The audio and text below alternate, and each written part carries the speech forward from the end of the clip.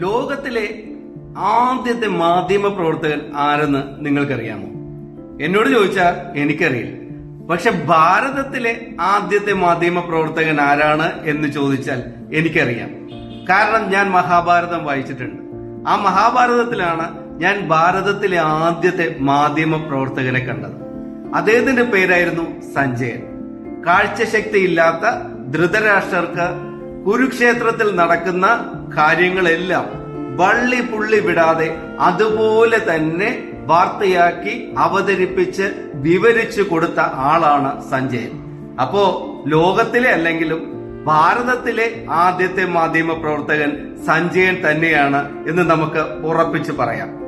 സഞ്ജയൻ ഈ കണ്ട കാഴ്ചകളെല്ലാം അതുപോലെ തന്നെ വള്ളി പുള്ളി തെറ്റാതെ ഒരു തെറ്റും വരുത്താതെ ധൃതരാഷ്ട്രരെ കൃത്യമായി അറിയിച്ചത് കൊണ്ടാണ് ഈ കുരുക്ഷേത്ര യുദ്ധം മുഴുവനായി ധൃതരാഷ്ട്രർക്ക് മനസ്സിലാക്കാൻ കഴിഞ്ഞത്. നമുക്ക് ചുറ്റും എന്താണ് നടക്കുന്നത്? നമുക്ക് ചുറ്റുമുള്ള മാധ്യമ പ്രവർത്തകരെ എല്ലാരെയും സഞ്ജയൻ എന്ന് വിളിക്കാമോ എന്നെനിക്കറിയില്ല. സഞ്ജയനെ പോലെ പൂർണ്ണമായി സത്യം പറയാത്ത ആളുകളാണ് ഭൂരിഭാഗം എന്നുള്ളത് നിങ്ങൾക്കും എനിക്കും അറിയാം. എങ്കിലും വാർത്തകൾ, വിശേഷങ്ങൾ, നാട്ടിൽ നടക്കുന്നതൊക്കെ അറിയാനുള്ള അവകാശം നമുക്ക് എല്ലാ പേർക്കും ഉണ്ട്.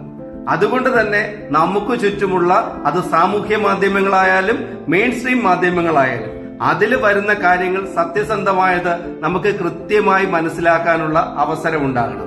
മെറ്റയെ പോലെയുള്ള ഒരു ഏജൻസിയെ ഉപയോഗിച്ച് അവരുടെ സാമൂഹ്യ മാധ്യമ ഇടങ്ങളിൽ വരുന്ന വാർത്തകൾക്ക് സെൻസർഷിപ്പ് ഏർപ്പെടുത്തിയാൽ, വാർത്തകളെ നുള്ളിക്കീറിയെടുത്ത് പുറത്തെറിഞ്ഞാൽ കൃത്യമായും അത് നൽകുന്ന പാഠം അത്ര നല്ലതായിരിക്കില്ല.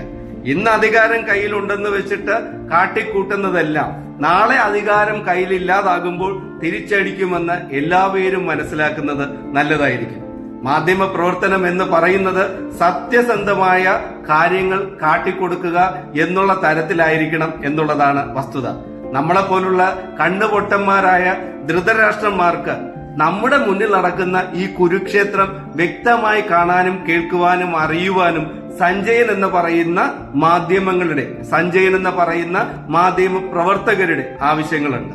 അതുകൊണ്ട് മെറ്റയായാലും മെറ്റയുടെ ചേട്ടനായാലും ശരി തന്നെ കത്തി വെക്കുന്നതിന് മുമ്പ് മാധ്യമ പ്രവർത്തനത്തിന്റെ വാർത്തകൾ കൃത്യമായി പ്രേക്ഷകരിലേക്ക് എത്തിക്കുന്നതിന്റെ ന്യായാന്യായങ്ങൾ കൂടി മനസ്സിലാക്കിയാൽ നന്നായിരിക്കും.